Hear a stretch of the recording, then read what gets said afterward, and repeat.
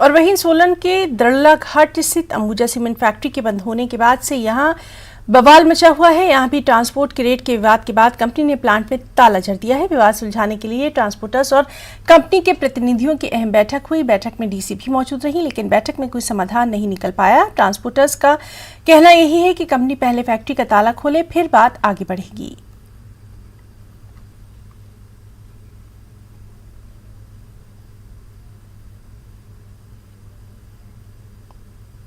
भी यहाँ पर लोगों को डरा के, धमका के या लोगों को एक्सप्लॉइट करके उनका नाजायज बेनिफिट उठाया जाए। उन्होंने नालागढ़ में भी प्रयास किया।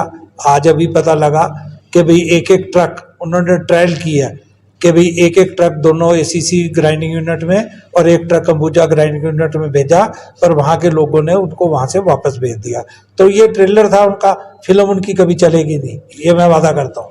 पर हमने इन कंपनी को कोई अच्छी तरह समझा दिया कि वरिष्ठ पुलिस अध्यक्ष रोहित बसकोत्रा जेकेपीएस ने डीपीओ पुंछ के कॉन्फ्रेंस हॉल में एक समीक्षा बैठक की अध्यक्षता की।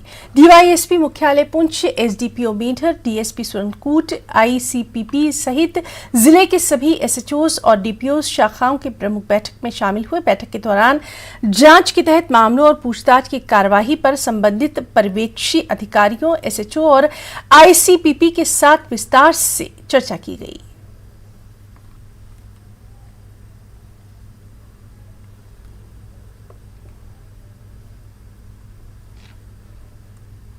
सांबा जिले के बॉर्डर गांव चिलियारी में एक महिला की संदिग्ध परिस्थितियों में हुई मौत को लेकर महिला के परिजनों द्वारा सांबा में इंसाफ की मांग की जा रही है। महिला कठुआ के टल्ली गांव की रहने वाली थी और सांबा के चिलियारी गांव में उसकी शादी हुई थी।